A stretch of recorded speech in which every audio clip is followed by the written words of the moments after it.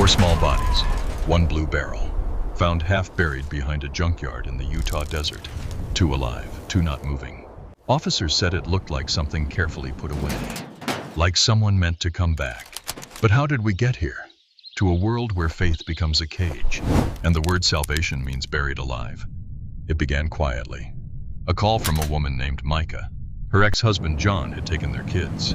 No phones answered, no addresses left behind. A small-town chief drove out to check and found a house stripped of its life. Furniture gone, walls outlined where photos once hung, the fridge door swinging open in the dark. Micah said John talked about the end, that God had spoken, that the family was being gathered for safety. No one took her seriously. Days later, they found John smiling on his parents' porch.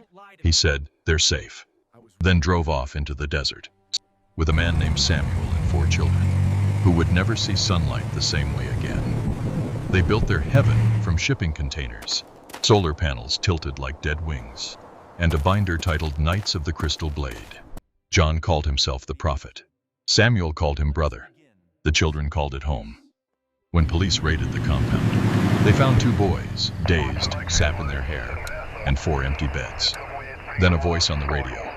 "Got a man walking by the fence, says his name is Samuel." He smiled, polite as ever. When asked where the children were, he said, almost gently, "They're in a barrel, to keep them warm." Officers ran through rust and bone-dry weeds until they found the blue barrel, sealed, sweating in the cold. 2 girls inside, trembling, barely breathing.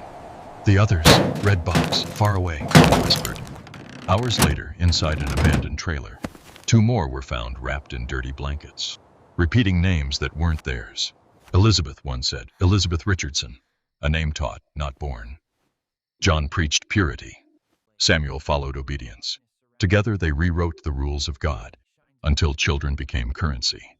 In questioning, Samuel smiled, said he'd protected them, said the world wouldn't understand. He was right about that. 4 children buried under belief. 2 survived. And when the desert wind moves through the junkyard now, it hits that blue barrel, and the sound isn't quite metal. It's softer, like breath that almost made it out. Because sometimes the apocalypse isn't the sky falling. It's a whisper that says only we are safe, and a father who believes it.